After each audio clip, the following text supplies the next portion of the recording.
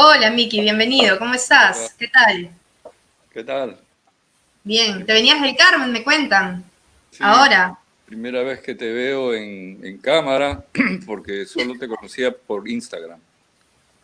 No, en realidad por ahí hemos coincidido en alguna fiesta y en alguna tocada hace mil millones de años. De hecho, y justo estaba hablando con un amigo de eso, este, recuerdo, hablando además como para entrar un poco a tu último disco, a este que estás por lanzar, haber visto una tocada tuya hace muchos años en la noche junto con Teremin 4, ¿no? Y de hecho, José Gallo ha tocado contigo muchos años también, Sí, ¿cierto? sí, claro. Sí. Así que de por ahí también. Bueno, cuéntanos Pero, un poco sobre espera, este... ¿Ah? pero para ponerte en contexto cronológico, eso fue hace 15 años. Claro, por supuesto. Sí, bueno, es que no somos los mismos. Afortunadamente. Sí, whatever. Claro, claro. Escúchame, cuéntame un poquito también sobre este primer single, Coro Quemboro. ¿Este va a ser también el nombre del disco? ¿Cuál va a ser un poco la idea? ¿Vas a ir sacando single por single? ¿Cómo nació la idea también de componer esto junto con Dengue, Dengue, Dengue? Ya, ya, son varias preguntas. ¿Con cuál me puedes dar Con el la que orden quieras. para contestarte? Arma el rompecabezas como mejor te parezca. Pero me ayudaría que tú me ordenes. No las tienes escritas, te las acabas de inventar, ¿verdad? No, no, no, yo tengo todo escrito. Soy súper Ya. chancona. Ya, entonces dime la primera y te la contesto, porque yo puedo divagar mucho. No, no, más Nada. bien, Este va a no, ser el nombre no, del disco, no Coro puedo, Quemboro. sí, pero no puedo no divagar, o sea que tú tienes Lo que sé, como anclarme. Coro Kemboro, no, ese es el nombre del tema. El de este disco se llama, single. sí, el disco se llama Mi Congo, porque el Ujú. proyecto se llama Mi Congo, y la idea es migrar a Miki González a Mi Congo. La identidad de Mi Congo es cuando Miki González toca música electrónica.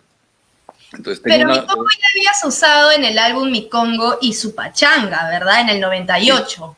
sí, no es pachanga con P, sino cachanga No, con K. cachanga, exacto. Sí, sí, sí, ya. Sí, lo había usado. Entonces, ¿cómo llegó ese nombre? La historia es bonita porque eh, alguna gente me llamaba Mi Congo y ese nombre vino porque alguien me puso Mi Congo. No es que no se me ocurrió a mí.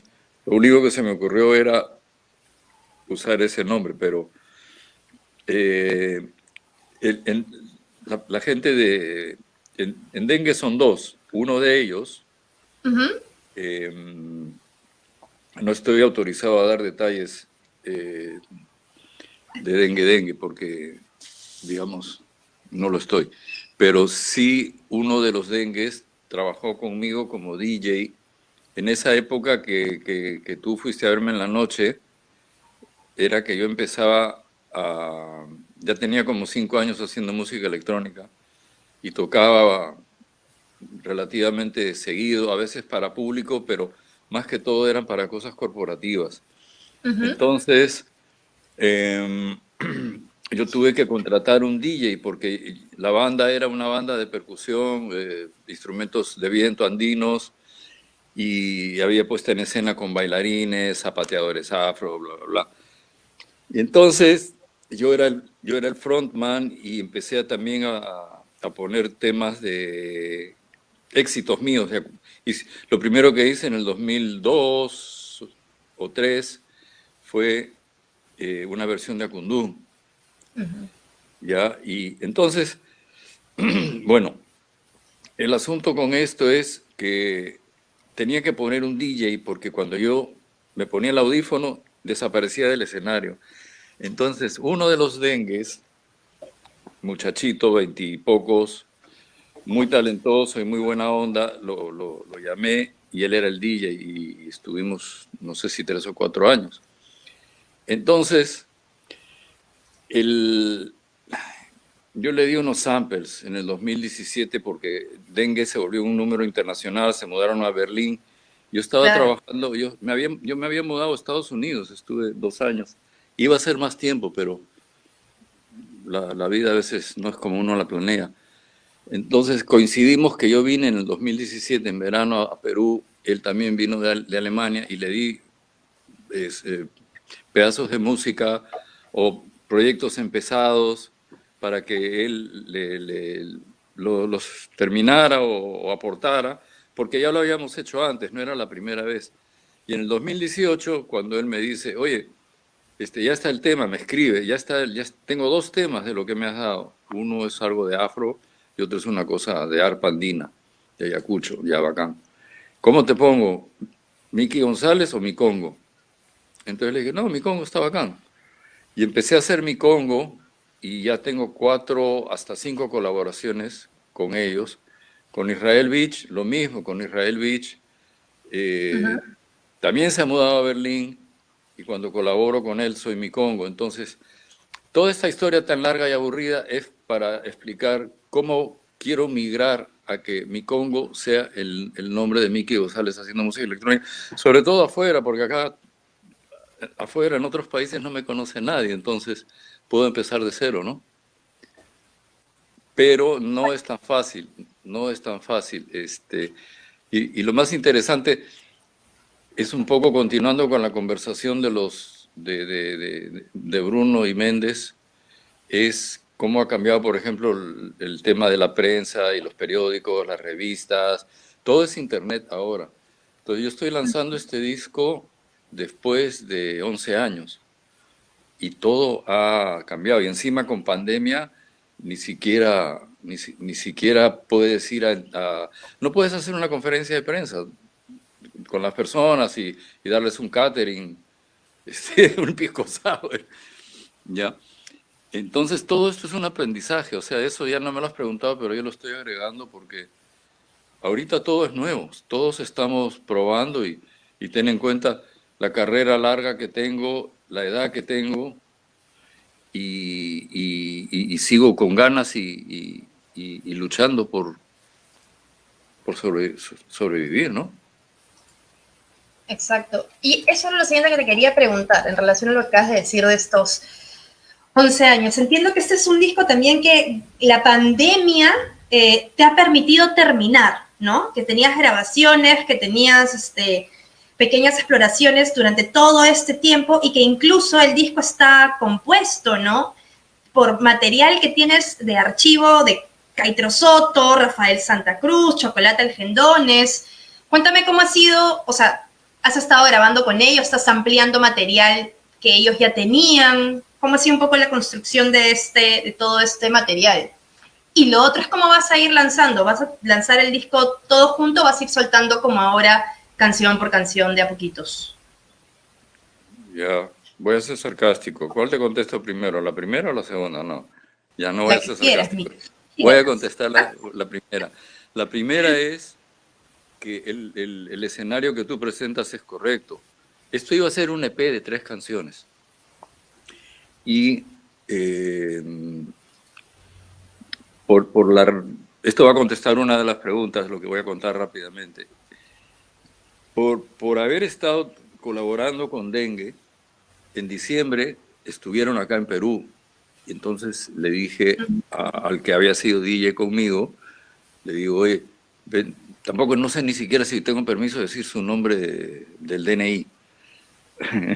Bueno, entonces le dije, oye, vente, quiero colaborar contigo, pero no para tu proyecto, sino para mi proyecto. Quiero que te vengas a mi estudio y me pongas un sintetizador todo misterioso. Dengue tiene esta música toda misteriosa, usa cosas de ritmos, digamos, peruanos, pero el contexto es una cosa completamente personal y súper interesante. Entonces aproveché, lo invité y eran 3 temas, esta colaboración, después había otro que está colaborando Marco Campos, pero eso fue grabado en el 2011. Un día le digo, Marco, quiero grabar festejo a 125 BPM, 125 es ta, ta, ta, ta, ta, ta, más o menos por ahí. Entonces, tururucutata, cururucutata. pacum pacu pacu pacum pacu tapu pacum pacu pacu pacum pacu cacu pito pipito quito piquito pito piti pac pac papá pac pa pa pac pac papá pac pac papá. Entonces él grabó todos los instrumentos y grabó unos guapeos. Mira qué sabroso, candela pura. Este es mi festejo, pa' ti, pa' ti, pa' ti, pa' ti. Y si él no quiere pa' ti, ¿cómo de que no? Y ese es uno de los temas en base a lo que grabé, digamos, en el 2011.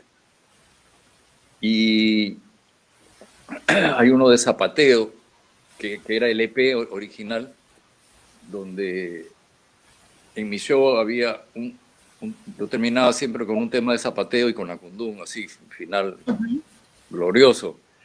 Y me tocó en enero de este año tocar material nuevo y el tema de Zapateo me sonaba ya muy antiguo, porque ese es el primer tema que hice de afro con electrónica en el 2002.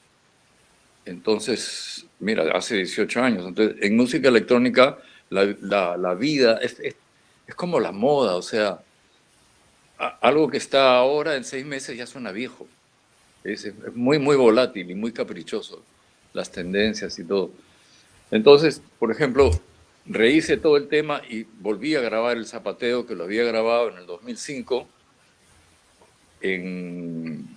para el disco Notronics. La versión original fue para una puesta en escena, pero la versión grabada me fui a la Hacienda San José y era un día de semana, no había nadie, y ahí grabé unas voces de Amador Bayumbrosio, grabé varias cosas y llevé los micrófonos y usé esos cuartos grandes, el piso de madera como salas acústicas. Fue muy bonito el proyecto y fue la última vez que grabé con Amador, porque Amador se murió 4 años después. Entonces, todo eso es un poco el material que tengo, ¿no? Hay cosas que sí que he grabado hace 2 semanas, como una versión de Zapateo de Roberto Bayombrosio para el track, y cosas que tienen 20 años, como la voz de Rafael Santa Cruz que grabé para Mi Coco Sucachanga. Contesta un poco para que... ¿Estoy siendo muy técnico? ¿Quieres que sea más como No, más... no, está perfecto. Está perfecto. ¿Y esto es un material que tú recordabas tener o es algo como en este tiempo que has tenido durante la pandemia, de volver a componer, es un material que has reencontrado y decidías utilizar o digamos, si tenías No, claro que lo tenías como guardadito? no, yo lo tenía claro. Lo que pasa que yo volví de vivir afuera en el 2018 y entonces quería sacar algo. Entonces el año pasado, en una colaboración con Canaco y el Tigre, que era algo de pop, estaba haciendo Sí, temas de pop. Pop quiere decir indie folk, o sea, siempre cosas étnicas, no me aparto, no podría agarrar y hacer un tema de rock con una banda de 2 guitarras, bajo y batería, o sea, eso es imposible. Siempre tiene que ser algo de folclore, de identidad. Eso es demasiado fuerte ahorita. No me puedo alejar de eso, pero con la colaboración con Kanaku ya estaba como que listo para volver a retomar eh, mis actividades como músico, de presentarme y de producir y todo eso. Y luego llegó fin de año y me atrasé y no saqué nada. Y de repente el siguiente año yo seguía trabajando en mis temas electrónicos y llega la pandemia. Y en la pandemia decido, no, yo voy a sacar ya, me da igual, voy a sacar ya el EP porque había producido un tema para Fátima Foronda, que ella viene de una banda de metal y tenía un claro. tema de folclore o sea, es un tema que no es guay, por eso me lo dijo Damaris Malma Porras. Ah, qué bonito, me dice, por el tema de Damaris, qué bonito. No es folclore, pero lo has presentado como folclore. Y dije, pucha, sí, tiene razón, porque no es un huayno, pero todo ha sido tocado como huayno. O sea, hay charango, hay guitarra, estilo de Ayacucho, estilo de Lucanas, además, ni siquiera es como que, ya, ahora le pongo charango, ahora le pongo zampoña. No conviven, la zampoña y el charango no comparten el mismo hábitat, son del mismo país de Exacto. alguna manera. pero las zampoñas se tocan, ahora se tocan en cualquier hora, pero son flautas de rituales agrícolas del altiplano. Y el charango es otra cosa, es muy popular en Argentina, en Chile. Entonces, toda la parte histórica y, digamos, de identidad de los instrumentos es bien importante.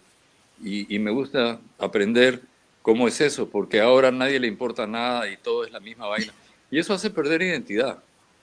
Eso hace perder, digamos, las raíces y el porqué de muchas cosas. Entonces, Pero en es la pandemia... curioso, Espera, espera, perdón, espera. porque, dime, dime. Sí, para no perder la idea. En la pandemia me di cuenta, digo, sacamos el tema de Fátima en mayo. Entonces dije, pucha, esto no sabemos cuándo va a terminar. Voy a sacar el EP. Y entonces empecé a mover las fechas, porque A por A o por B, y de repente digo, pero si tengo un disco entero. Entonces estoy cortándole el pelo a muchos de los temas, pero ya básicamente la idea está. Encontré algunas cosas que tenía, revisé cosas que tenía de Chocolate, porque mi primer proyecto de afro con música afro, con jazz, mi primer proyecto yo convoqué a Chocolate. Él no había tocado eso. Quiero comentarlo, digamos, porque Ujú. la gente dice que fue Manongo el primero con Chocolate. Chocolate tocaba conmigo toda esa época. Manongo venía a vernos al otro sitio. Era donde chiveábamos. Entonces, yo tenía, digamos, cosas de toda la vida con Chocolate Argendones que, que se me ocurrió, digamos, sacar y poner algo ahí. Después tengo un disco de Caitro con Félix Casaverde y tengo una cantidad de material de Caitro grabado por mí. O sea, todo este material, la característica es que es un disco de electrónica, pero solo de afro, porque me lo debía a mí mismo y un poco a la gente que me sigue por el tema del afro, ¿no? Ese es un Exacto. poco el concepto del disco. Es afrobeat, no es el afrobeat africano, no es Fela Kuti ni el afrobeat que hacen ahora, pero sí, digamos, es el afrobeat de esta parte de la diáspora, se podría decir, porque yo soy Exacto. fanático del afrobeat. Y a eso iba un poco lo que quería decir, ¿no? En relación a lo que acabas de comentar de la identidad, eres sin duda de los músicos más versátiles, con muchas etapas en su larga producción musical, pero que siempre ha tenido, como bien dices, este intento de generar algún ancla de identidad en todo lo que ha realizado, ¿no? Y haciendo un pequeño recuento muy rápido y veloz, incluso en tus discos ligados a la electrónica, esto ha estado siempre presente, ¿no? Desde el, no sé, el Ethnotronics en el 2005, que si bien hacías de juegos con house, igual estaban las quenas selváticas, estaba lleno de sonidos de aves de la selva, incluso tenías esta Mulisa, ¿no? Lágrimas de mi madre.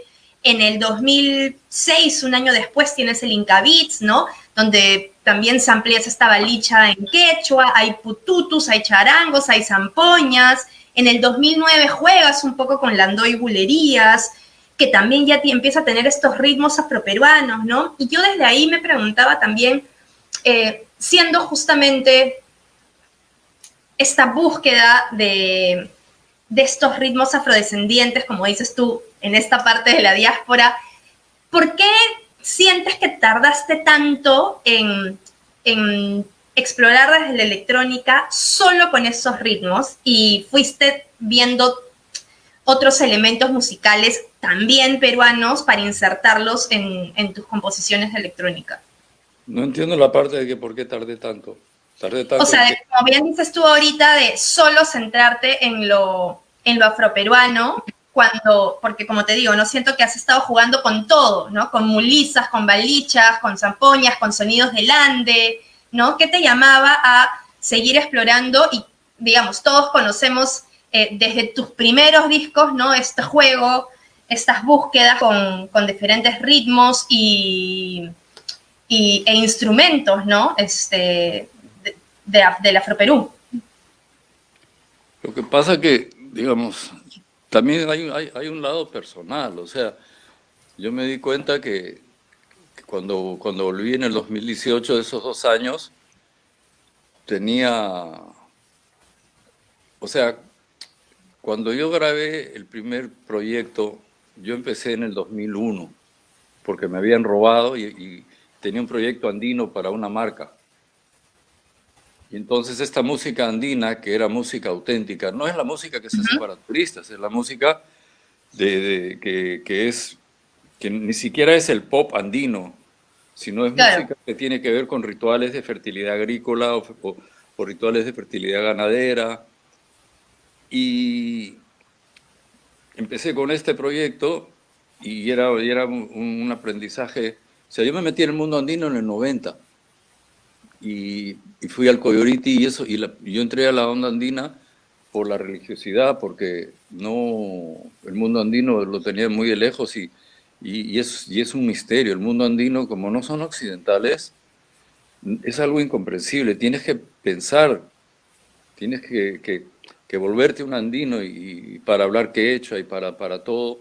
O sea, es diferente. O sea, es inimaginable, por ejemplo, en el sur andino, en el Cusco, donde yo me considero cusqueño y ellos, eso es lo más lindo, eso es uno de los grandes logros para mí, que ellos me consideren que soy uno de ellos, ¿me entiendes? Es Ujú.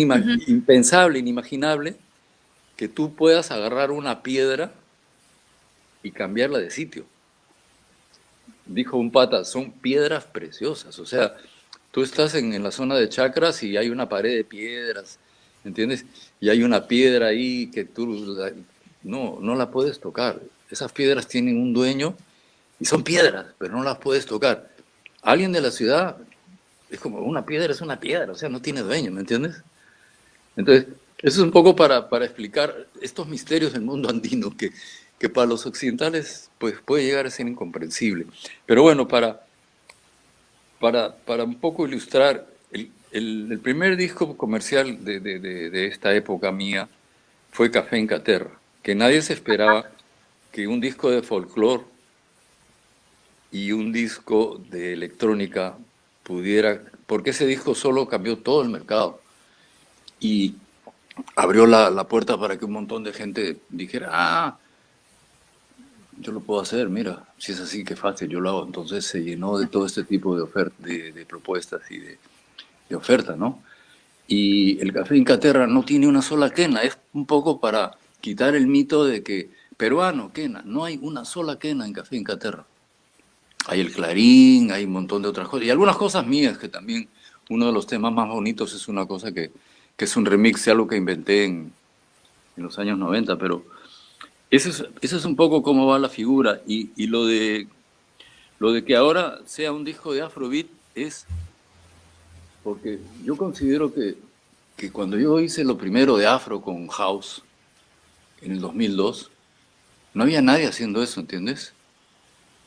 Y ahora hay un montón de bandas que solo son de Afro y electrónica, hay un montón de gente joven que hace todo eso y tienen muchísimo éxito y yo no estoy en la foto.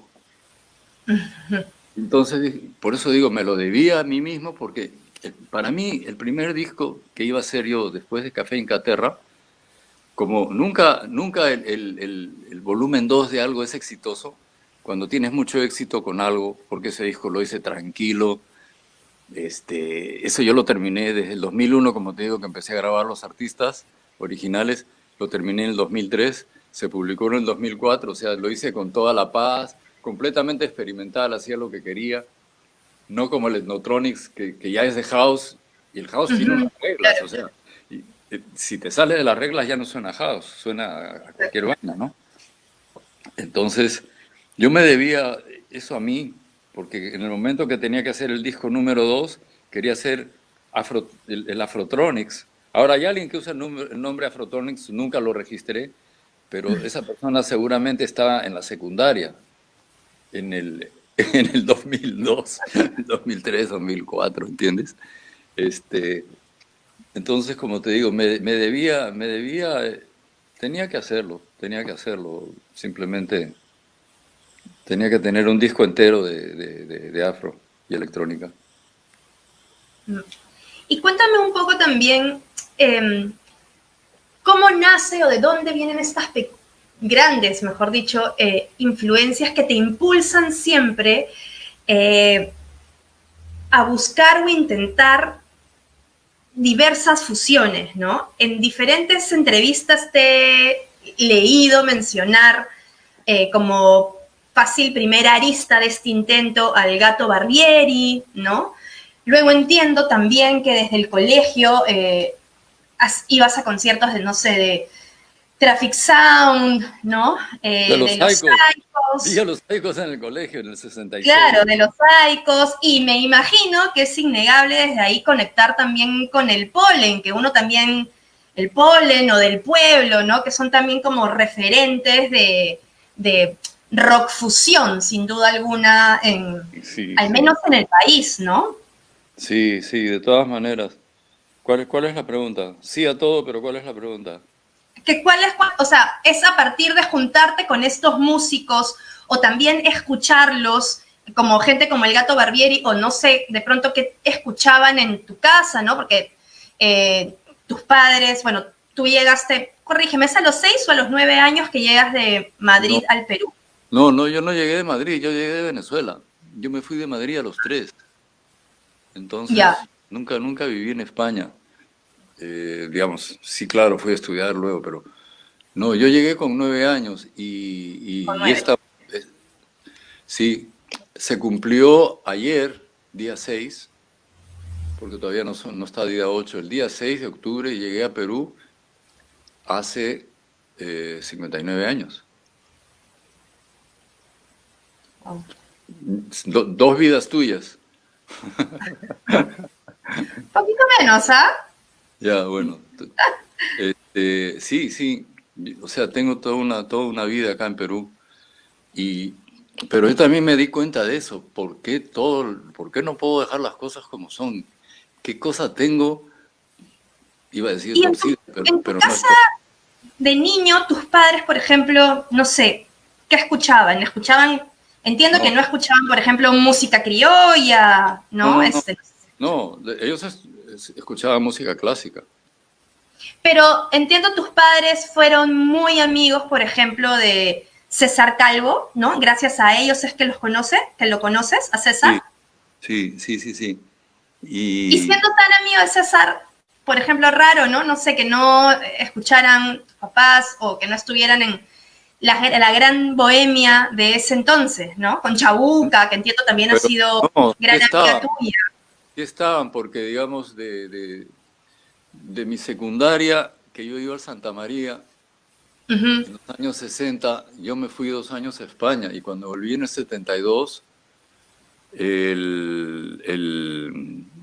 o sea, al terminar la secundaria me fui a España y cuando vuelvo era, era gobierno militar, había el toque a toque y se reunían y, digamos, se reunía ahí gente. En el 72 había habido un festival que se llamaba el Festival de Agua Dulce, que era un evento así completamente cultural de la época de Velasco. Y había un refugiado brasilero que había sido torturado, que era Geraldo Vandré, y se había alojado en casa de mis padres y todavía seguía en Perú esa época, lo conocí. Entonces se reunían intelectuales y todo tipo de gente. El mejor amigo de mi papá que era empresario español, digamos, se podría decir que era como de derechas, su mejor amigo era el dueño del Virrey, que era un uruguayo comunista. Claro, Entonces, había Sansevier. como, claro, había como toda esa onda, ¿no? Y también iban todo tipo de gente. Y ahí estaba Calvo, ¿no? Y de hecho Calvo, cuando vi a Casa Verde en la televisión y me volví loco, lo llevó. Y ahí fue que me hice amigo en casa de mis padres, de toque a toque con Casa Verde, una amistad muy profunda y la influencia de Casa Verde en mí y en la guitarra peruana es el día y la noche, ¿no? Ahí iba mucho también, pero yo no lo conocí ahí, Lucho González, cuando tocaba con Chabuca. Inclusive me dijo que había compuesto un tema en el baño de la casa de mis padres. No sé por qué en el baño, pero creo que me dijo que era algo así.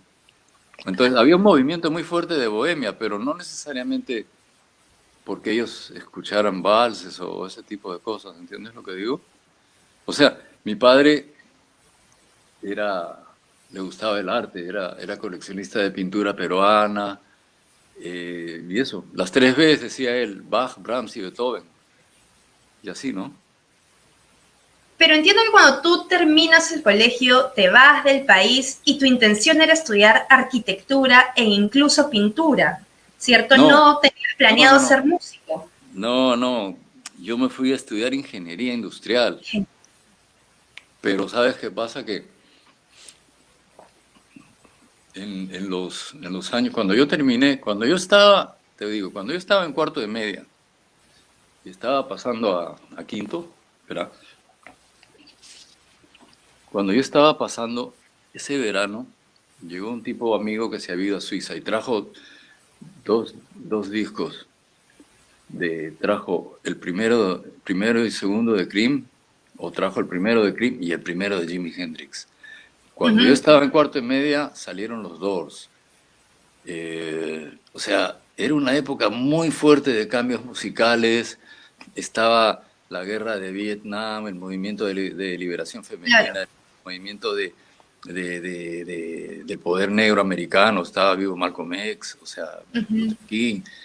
O sea, era muy, muy fuerte y toda la cosa de los jóvenes que no querían ir a la guerra y era la época de Haight-Ashbury, de San Francisco, de tomar ácido y amarse todos y eh, ah, ¿cómo es? Make love, make not war y toda esta vaina. Not work. Ajá. Entonces, eso era un poco lo que yo añoraba y salgo del colegio con este plan diseñado para mí, pero no funcioné dentro del plan. Me fui a estudiar, digamos, ingeniería industrial a España y dije, no, o sea, no estaba motivado. Siempre había tenido unas notas aceptables, pero simplemente no la veía, no estaba motivado. Digo, "Oh, vamos a hacer arquitectura, eso es más artístico". Tampoco. Y al final dije, ¿sabes qué? No, dejo los estudios y quiero irme tirando dedo a India, eso es lo que quiero hacer. Era la época del gurú de los Beatles y esto, entonces me sentí muy atraído a la religión asiática, ¿no? Al hinduismo y todo esto, ¿no? A la meditación sobre todo. Entonces, eso fue un poco, cuando volví ya no, yo había decidido que no iba a estudiar una carrera, ¿no? Entonces yo no supe qué hacer con mi vida hasta los 23, que yo me había casado, había tenido una hija, me había separado. Claro. O sea, yo me junté a los 20 con esta chica, me separé a los 22 y a los 23 mi vida había cambiado, pero la música cada vez era más fuerte, entonces me di cuenta que eso era lo mío. Y después me fui a estudiar a Berkeley jazz porque decidí que lo mío era ser músico profesional. Tuve suerte porque un tipo tan viejo, tan mayor, con una hija de por medio y todo, pues a veces no tiene esas opciones y simplemente trabaja en lo primero que viene, pero tuve suerte.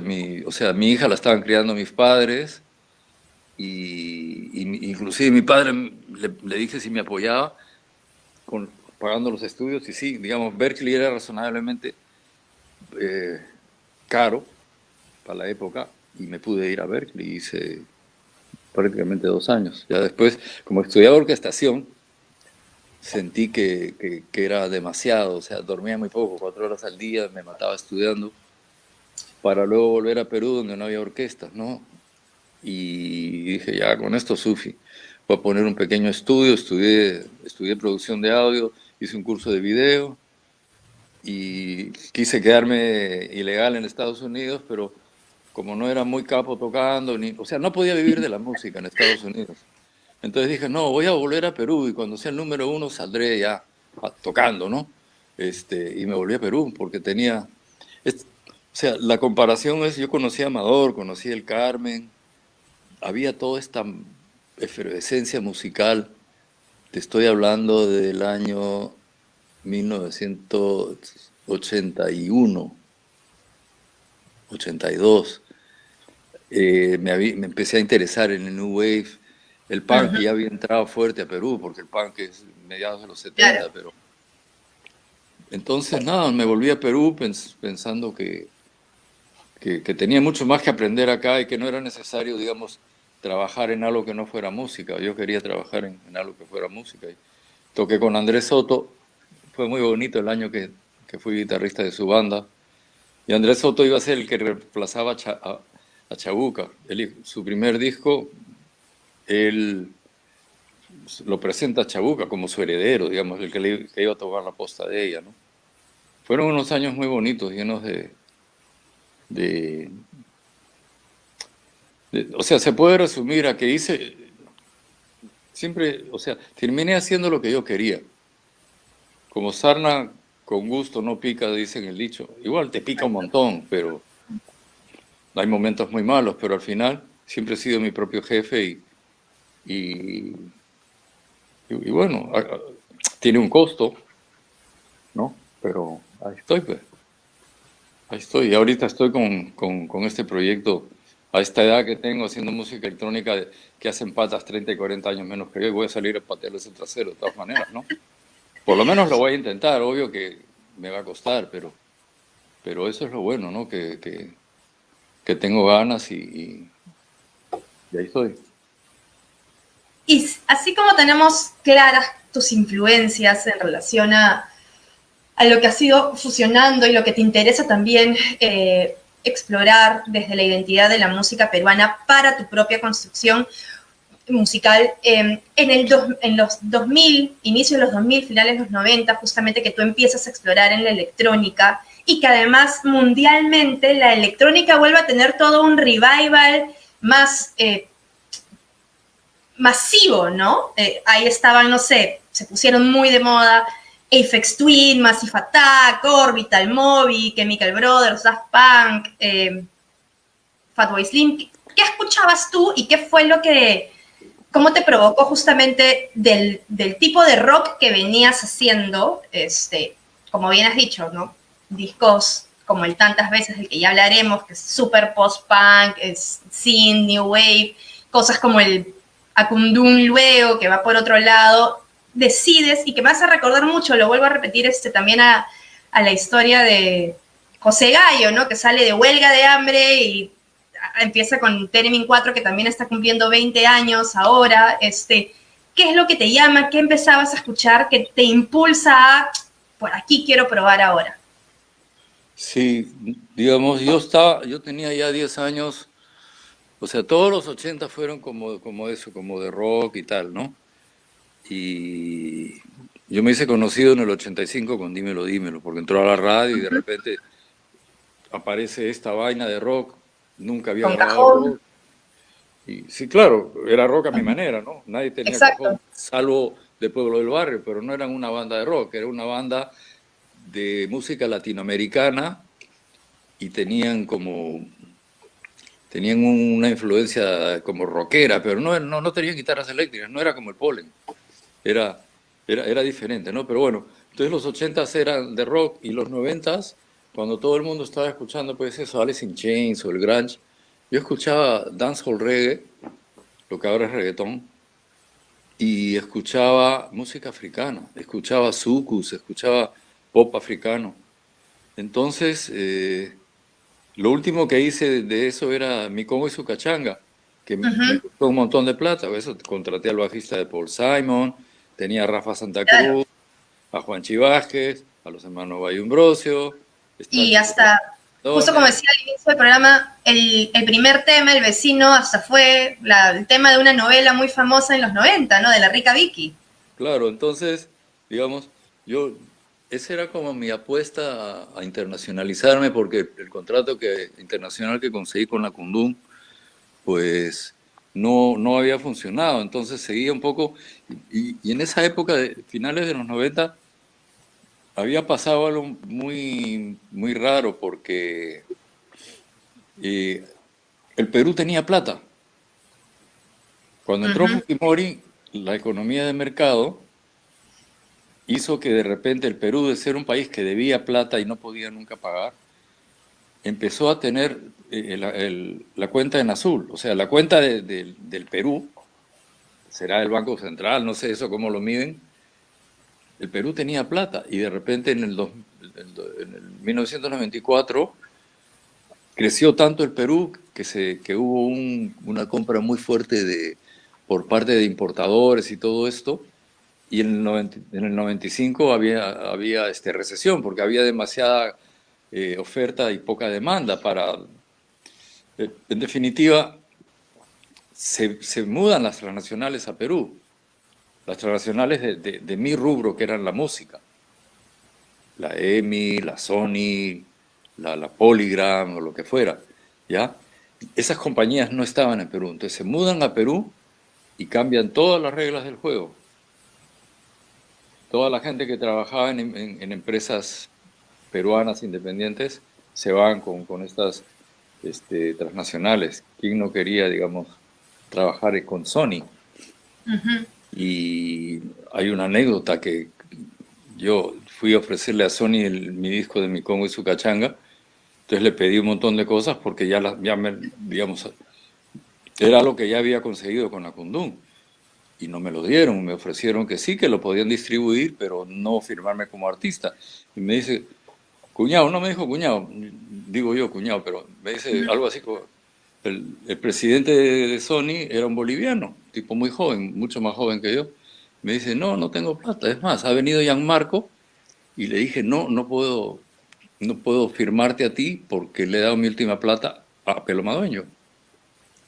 Y es cuando sale él con la Liga del Sueño, que no sé qué Ujú. tema era, No es amor, fue su hit Sí, sí, esa sí. época. Estamos hablando mancha del tema de Crimson. Entonces, esa es un poco la coyuntura. Y de repente la radio también empieza a cambiar. La radio empieza a ver peyola, o sea, tenías que bajar billete para que toquen tu música. Hasta ese entonces nunca me había pasado. Y entonces yo me negué, dije, no, o sea, no hay forma. Yo estaba en una disquera y la disquera arreglaba con los programadores que tocaran mi música, entonces no sé si daban o no daban favores, pero esa es un poco la época que me tocó vivir y empieza a llegar el final de los 90. Este disco me costó carísimo, Mi Congo y su cachanga, y de repente, inclusive me dicen, cambia el director de una radio, que es un compañero de colegio mío, y me dice, acá hay un problema. Hay una disquera que ha dicho que no toquemos tu disco, porque había un tipo que hacía, estaban lanzando a un tipo, una transnacional, tenían a un tipo que hacía una música como la mía. Entonces dije yo, ah, su madre. Y nadie me llamaba, o sea, yo estaba sin chamba, llegó el 2000 y descubrí a Fatboy Slim. Y dije, esto es una maravilla, es una música generada en computadora, cortar y pegar, llena de filtros, conceptos de electrónica, pero yo no sabía que era electrónica. Me volví loco. ¿Y qué más hay así? Chemical Brothers, sí, wow. Y ahí ya. Entonces, lo que hice, hablando de, llamé a José Gallo, que yo sé que, porque como tocaba batería conmigo, su proyecto paralelo era electrónica, le digo, ayúdame, vamos a hacer. Y entonces rehice todos mis temas en drum and bass, este, qué sé yo. Y pensé que me Ujú. iban a quitar, todo eso me lo iban a quitar de la mano. Todos los programadores, la radio. Nadie dijo, no, nadie se interesaba en esa vaina, no, no, no, para nada, no me acuerdo que estaban tocando. Y fue justo la época en que Panamericana, de ser una radio de pop rock, se volvió. Eso fue Exacto. ya en el 90, Ajá. pero se volvió una radio de salsa. Entonces Exacto, claro. empezó el concepto de corporación. Ahora las radios son corporaciones. Y Perú, curiosamente, para tú tener una radio tienes que tener una radio de noticias, tienes que tener una radio de salsa, tienes que tener una radio de baladas Exacto. romántica y una radio de retro. No, no hay nada que sea nuevo. Todo es lo mejor de los 90, lo mejor de los 80, todo bien. Yo estaba en un taxi en Por España, ahí que doble nueve cierta diferencia puede marcar. sí, pero ellos no cuentan, no es como... Porque no son corporación, pues, justamente. No, y no están nunca en los ratings de radio. ¿Quién oye qué y a qué hora? Ellos no están en eso, se la pasa Claro. por... Le llega al mazo, como dice un amigo. Pero bueno, llamé a José. Ah, no, le iba a contar lo de España. Mira, estaba yo en un taxi y tenía música tipo pop rock con tintes así como medio flamencos, como el último de la fila, qué sé yo. Hay hasta el super mega artista que es como Alejandro Sanz. Pero esa es otra cosa. Pero había una radio y le digo al tipo, ¿este es un programa o es una radio que toca todo el día? Me dice, no, es una radio que toca todo el día esto. Entonces, aquí en Perú es prácticamente el único sitio donde no hay radio. En Colombia hay radio de música local. ¿Por qué crees que alguien existe como J Balvin? Porque era un hit en la radio. Nicky Jam, que su carrera estaba, vi el documental de Netflix, su carrera nadie lo quería. Él empezó con Daddy Yankee. Empezaron juntos con el éxito. Y de repente, y él se va y en Colombia rehace su carrera. Ahorita es uno de los artistas más importantes de reggaetón, de música urbana, como le llaman ahora. Pero Perú no tiene esa vaina, entonces es como que, qué mierda, ¿no? Es una mierda total. Pero bueno, yo llamé a José Gallo y él fue el primer colaborador que tuve en música electrónica. En el 2001. Te han mandado saludos por acá, por si acaso. Gracias, sí, sí, sí, sí. Gran persona, gran Escúchame, músico. leía en una entrevista muy vieja del año 85 que tú comentabas que te habías aburrido en un momento de escuchar blues y de jazz porque te traían una sensación muy grande de tristeza en relación con lo que estabas viviendo en ese momento. Luego, en una entrevista del 87, mencionas que algo que te llevó a conectar con la música de Brasil, que luego vas a, ¿no? Vives unos años ahí, es justamente esta como alegría y ánimo incontrolable e imparable que tiene, ¿no? Y anexando me pregunto ahora, ¿qué emociones sientes o quieres transmitir con este disco que estás sacando ahora, o si quieres, desde la electrónica que estás empezando a hacer ahora? Pero eso que has dicho le has dado un contexto que no se ajusta a la realidad. Nunca me he aburrido del blues y nunca me he aburrido del jazz. Si yo tuviera que ir, si me dijeran, tienes que ir a una isla solitaria o con tu perro y tu gato y tu novia, ¿ya? ¿Qué libro y qué disco te llevarías? Yo me llevaría el disco de Robert Johnson y el libro me llevaría la vida de Milarepa, el yogi del Tíbet. O sea que no, no es correcto. Por eso digo, hace 35 años podría haberte cansado en ese momento, pero lo relaciono más a No, las emociones que conectas con cierto tipo de música, ¿no? Y por eso pregunto, ¿qué emociones sientes o quieres transmitir ahora, ¿no? Con esta nueva producción. mira, es lo mismo cuando yo estaba en secundaria y no era músico, yo escuchaba, antes de irme a dormir, ponía la radio y oía los Rolling Stones o los Animals, y después cuando empecé a escuchar eso, los Doors, porque eso ya no estaba nunca en la, o sea, los Doors sí estuvieron en la radio, ¿no? Pero Queen, Jimi Hendrix, cuando yo escuchaba todo eso, yo me iba a otro planeta, ese era mi mundo, ¿entiendes? No era el mundo normal. Y después cuando me di cuenta que tocando podías sentir lo mismo, por eso me hice músico. Y hasta ahora es lo que me motiva a hacer música. O sea, si yo hago una música y me sale bien, por eso hago música electrónica, porque me gusta la estética. No tomo pastillas, no tomo ningún tipo de drogas, no sé qué será. Sé que hay como una cosa muy fuerte conectada a algunas sustancias. Me da igual, o sea, la estética electrónica me gusta porque es música. Y cuando yo siento que hago una pieza musical, yo bailo y salto, y eso es lo que me interesa. Si lo disfruta otras personas, qué bien, porque ya ha pasado antes. ¿Por qué no tendría que pasar, me entiendes? Y si puedo pagar la cuenta con eso, mejor aún. Pero yo hago esa música porque es la música que quiero hacer. Y me produce esa sensación. ¿Y qué es lo que quiero? Compartir eso, de que alguien también pueda decir, ¡ta madre! Qué tal groove? ¿Qué tal beat? Y algo tan cotidiano como un festejo. Ahora no, ahora es como es un trend, es una cosa súper trendy. ¿Cómo se dice trendy en español? Estoy todo guachafazo diciendo trendy. ¿Cómo se dice en español? Una moda, es una moda, ¿no? pero no, una No, tendencia, una tendencia. Ahora, hacer música afro es una tendencia, pero la época de los 80, cuando yo tocaba cajón con mi banda de rock, nadie tenía festejos y tenía cosas experimentales muy, muy osadas y arriesgadas. Y de hecho, mi primer disco, El Puede Ser Tú, está lleno de ritmos afroperuanos. claro. Y, y digamos, eso, como lo que estaba diciendo es, ahora eso ya es normal, pero había momentos en que eso era como impensable y para mí era divino, o sea, yo disfrutaba tocando el cajón y, y poder hacer con guitarra eléctrica cosas de cajón experimentales, con todos los ritmos peruanos y todo eso.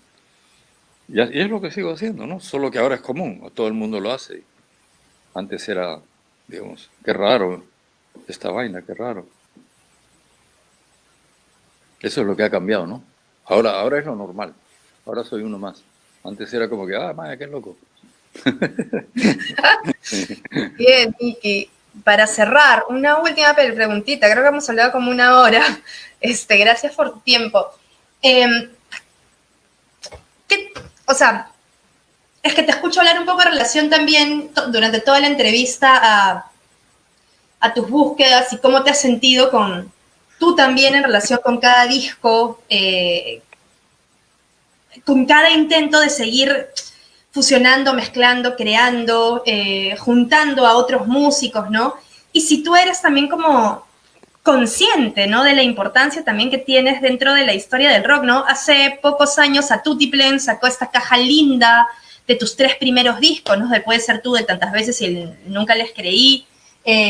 Y este año, ¿no? Ha salido pues la reedición en vinilo eh, del Tantas Veces, ¿no? Que está súper, súper bonita, súper bien Sí, cuidada, ¿no? Que es un sí, disco sí. justo hace el fin de semana lo abrí, lo escuché con otro amigo músico y justo decíamos, pucha, todas las canciones, las 8 canciones son temazas, o sea, todas, y todas han sonado, todas siguen sonando, todas están en nuestro imaginario,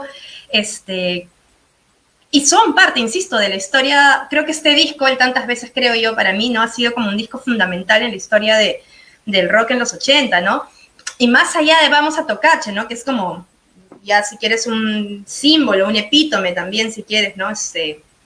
Dentro de tu corpus musical, ¿no? Pero todas las canciones, ¿no? Y además aquí, no solamente llamaste a 2 ex narcosis en ese momento para tocar, ¿no? Como Huicho y Sí, Pelo, sino qué bestia, ¿no? Andrés, claro, Andrés Calamaro también toca los teclados, ¿no? En 3 canciones, hace la voz en otra, ¿no? En Solo Sí, Quiero. Lo sí, grabaste además claro. también parte de esas canciones en Buenos Aires, ¿no? Sebastián Strong también, ¿no? Que tocaba con Miguel Mateos. Entonces estás como súper rodeado de músicos emblemáticos, tanto igual como creo que lo eres tú, pero como que te he sentido durante la conversación como si no sé si con cierta, no sé si humildad o como si no tuvieras como esta conciencia de que nada, o sea, estás editando tu disco número 16, eso es muchísima producción, ¿no? O sea, tienes como esta conciencia de lo importante, digamos, que eres dentro de la historia del rock, digamos, ya generalizando, ¿no? Porque de todas sus variantes, Pero, o sea, yo sí soy consciente. Lo que pasa es que también esto conecta con los dos, Bruno y Meneses. O sea, depende. los tiempos cambian, ¿no? Eh, a partir de Fujimori, la política se va a la mierda. O sea, la política ahora es cualquier huevada, ¿no? No es, quiero decir, la política que había antes era una política, digamos, con reglas establecidas, pero ahora es un poco tierra de nadie, un poco extraño, pero no vamos a entrar en eso ahorita, porque ya dices que hay que despedirnos, ¿verdad? Pero, o sea, los tiempos son muy, muy complicados. Yo soy consciente de un montón de cosas. Yo soy consciente de absolutamente cosas como lo que te acabo de explicar. Antes del café en Caterra, Uh-huh. no, ese mercado era inexistente. En Perú no existía. Y de repente aparecen un montón de proyectos de electrónica con identidad peruana. Y, y yo lo que encuentro en general es que sí hay una búsqueda, hay una sinceridad, pero no hay, y en eso concuerdo otra vez cuando hablaban de la literatura, cómo los presidentes, qué escritor llamaba a un presidente, ¿me entiendes? Obviamente eran otros tiempos, ¿no? Pero, o sea, los tiempos han cambiado, los tiempos son muy complicados y, todas las cosas son efímeras, todas las cosas son como descartables, entonces me deja mucho pensando, ¿no? O sea, sí, yo soy consciente, pero ¿de qué sirve? O sea, ¿tengo un cheque por haber hecho eso? No, ¿me entiendes? O sea, no tengo un solo premio, no tengo ni un Grammy, no tengo nada. Para mí, te digo, el premio es Pero es eso. algo que buscas, ¿no? Parece que igual has conseguido una trascendencia ineludible en No, tu yo sé que, público. no, yo sí, pero no solo eso. O sea, yo sé que hay propuestas musicales en las que he participado que luego se han convertido en tendencia, ¿entiendes? Ujú. O sea, yo sé, no es que yo soy el artífice, pero sí, digamos, he tenido suerte a veces, como el Café Caterra, que de repente en Perú no existía esa propuesta, pero sí existía en Inglaterra hacían drum and bass con música hindú, Talvin Singh, Ronnie Size, así, era como Ujú. jazz, o sea, yo digo, "Pucha, voy a hacerlo con lo que tengo a la mano", o sea, era muy sencillo dentro de ese contexto, pero, ¿entiendes? Digamos, ¿cuánto hubieran tardado en engancharse en eso? Si yo no hubiera hecho eso, no, yo no podría decir que eso empezó en el año 2004 y se abrió un mercado. Quizá hubiera empezado como ahora está pasando con la música afro y la electrónica, ¿no? Todo el mundo la hace, todo el mundo tiene una propuesta. Unas interesantes, unas horribles, pero digamos, todo eso se remite un poquito a hacer pop con cajón, ¿no? A los 80. Entonces viene como que, oye, el cajón sirve para más cosas que solo para lo que está destinado, ¿no? Que es el criollismo y todo eso. Entonces yo sí me doy cuenta, yo sí me doy cuenta perfectamente de todo eso. Pero como te digo, no sirve de nada, no es un tema de humildad, yo no soy humilde para nada, pero sí soy realista y práctico. Ese es un poco el asunto, ¿no? Vale, Miki. No es un Bueno, final feliz, pero sí es un final bueno porque, digamos, podemos seguir hablando, no es que te estoy diciendo ya, chao. Pero esa es la realidad, o sea, es así. O sea, si César no me hubiera llevado al Carmen y yo no hubiera tenido esa pasión por lo que era Amador Valleambrosio y su familia y todo el amor que me dieron, eso te iba a yo decir. no, yo no ¿Cuánto te hubiera podido, abrazaron, no? Te aceptaron inmediatamente también, como parte de. sí, yo no hubiera podido devolver todo ese amor y dada la casualidad que en ese momento yo los había convocado a tocar conmigo, desde el más grande hasta el más chiquito, Ujú. y de repente yo me hice famoso y de repente, ¡pum! Amador, tú pones Amador Valleambrosio, está en Wikipedia y es como un tipo importantísimo. ¿Y cuánta gente hay así? Y que no ha tenido, digamos, ese golpe de suerte de tener ese reconocimiento, ¿no? Nosotros tuvimos suerte y estuvimos juntos en el momento correcto y todo eso. Por supuesto que soy consciente de todo eso, ¿no? Pero, ¿y qué importa? ¿No? Como te digo, ¿acaso alguien me viene y me va a dar un cheque por esa vaina? No, oye, escúchame, me dijo un pata, tú eres un referente para mí. Era un pata así, pero de veintipocos, veinti, no, veintimuchos. Ni siquiera tenía 30. Hace música afro con electrónica. Yo dije, lo tomaré con un cumplido. Un pata me dice amigo de él, buenísima onda. Después empecé a pensar, eso no es un cumplido. eso es un insulto. Tú eres un referente, yo escucho lo que tú haces, te robo las ideas y las hago mucho más bacán porque soy más joven, más guapo y más barato. No jodas. Eso es lo que es, esa es la conclusión. ¿Entiendes? O sea, ya, ok, referente. No, no, no es la voz, no es la voz. Mira, ahí dice uno de nuestros televidentes, Mickey es nuestro genio del rock. ¿Ya ves? Pucha, deme una propina, pues. Háganse una chamba. Ah, Por eso te digo, o disfrútalo, sea, disfrútalo. sí, Imagino. no, es todo Sí, bien, o sea, sí, estas pero son, estas son como reflexiones que has tenido siempre o es también parte de esta también sensación creo que un poco trágica que nos ha traído este confinamiento, esta pandemia, esta cuarentena, esta cercanía con la muerte. No sé también cuál es tu relación, tu vínculo con la muerte en este tiempo. no, no es una cosa, digamos, de que, de, siempre he sido así, siempre he sido así, más bien ahora soy un poco más, eh, trato de, trato de ser más amable conmigo y con los demás. Siempre he sido muy mal geniado, perfeccionista y teniendo mucho, sintiéndome mi zona de confort es ser un temperamento muy agresivo y muy de maltratar a la gente. Ese ha sido mi carácter y me ha cerrado un montón de puertas. Ha sido muy complicado porque o sea, no tenía cuándo acabar en eso, ¿no? Entonces,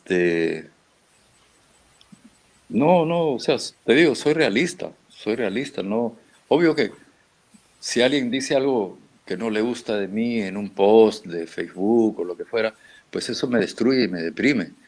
Y es normal que a uno le gusta que digan, oye, qué bacán, genio, capo, tal. Sí, gracias, qué lindo, o sea, obvio, ¿no? Siempre, pero eso es algo natural en las personas, eso no requiere de ningún tipo de entrenamiento de la personalidad, ni, ¿entiendes lo que digo? Uh -huh. Si soy agresivo y malhumorado contigo, tú vas a decir, pucha, qué pesado es este imbécil, ¿no? Este Pero huevón, si claro. es bueno, claro. Pero, ¿no? Si soy lo opuesto y eso, entonces funciona mejor. Ahora estoy tratando de parecer buena gente para que me vaya mejor. Pero no basta parecer, ¿Ah? no basta parecer, que sea de verdad. Sí, pero es un secreto, ¿no? Bueno, ya no lo es porque lo he dicho en público, pero ya. Una última pregunta, ahora sí, Miki, ya para dejarte descansar. En relación también a no solo este último disco, sino también tu trabajo en general desde la electrónica, ¿sientes, no sientes, mejor dicho, como una abstinencia al no tener letras o no escribir, digamos, letras para las canciones? Porque además característica de tu música siempre han sido tus letras, ¿no? Te han tratado siempre de destacar eh, parte de la realidad nacional, desde lo político, lo social, lo divertido. Pero me cuesta mucho la letra. Yo creo que es un poquito más sofisticado, digamos, tener un track con Máximo Damián, por ejemplo, ¿me entiendes? O sea, eso es más que una letra. Sabidas. Eso es, eso es como que te dieran la comida más fina, más exquisita, ese tipo de lujos, ¿entiendes? Eso ya te está contando una historia a un nivel, en vez de estar contando qué pienso yo no sé, del equilibrio ambiental y esas cosas, ¿no? Eso está ahí, eso está, como dicen, todo acto es político y todo eso. Entonces, ahí, Y no hago letras porque es lo que más me cuesta. Me sale mucho más fácil hacer la música. No, en realidad no extraño. No, me siento cómodo porque además fui muy descuidado en el sentido que empecé a cantar y la banda tenía mi nombre, no porque yo lo quise, sino porque así se dio. Y luego tenía que yo siempre cantar y tenía que hacer mi voz. Si yo hubiera puesto un cantante capo, hubiera podido llegar mucho más lejos, porque canto horrible, ¿entiendes? Entonces, no he podido tener una carrera de cantante. Acá Bruno dice que convoques a los poetas para escribir tus letras o que uses tal vez los poemas de algunos amigos tuyos, como César Calvo. Sí y no, sí y no. Es que no siento que necesito letras. Si alguien me pidiera y me dijera, oye, tengo esta letra, hazle una música, lo haría con mucho gusto, pero no me nace hacerlo directamente de esa manera. No es que, digamos, tengo una carrera musical y ahora veo mucho Netflix, porque por la pandemia, yo antes no me sentaba ni un ratito, ahora hasta a veces me veo 2 al día de estos programas. Y he visto programas de música donde todos son triunfadores. Nunca, salvo el caso de Sam Cooke, me parece, Mm, que era un activista negro que llegó muy alto y que lo mataron jovencísimo.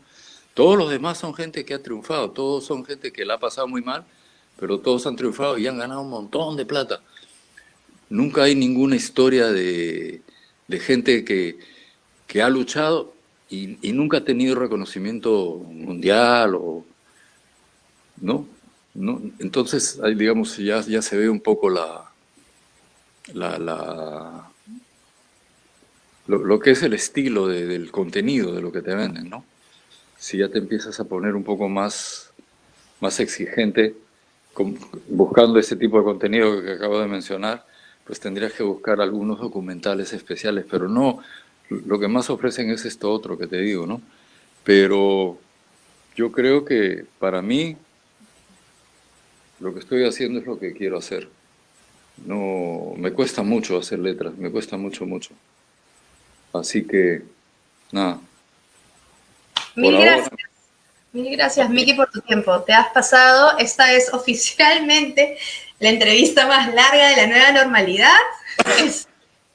Hemos llegado casi a la medianoche conversando y nada, muchas gracias y atentos todos. Ya saben que la nueva canción de Miki la pueden encontrar en sus redes, tanto en YouTube, en Spotify, Coro Quemboro, y atentos a lo que viene. ¿Cuándo estás lanzando la próxima? ¿Se puede saber?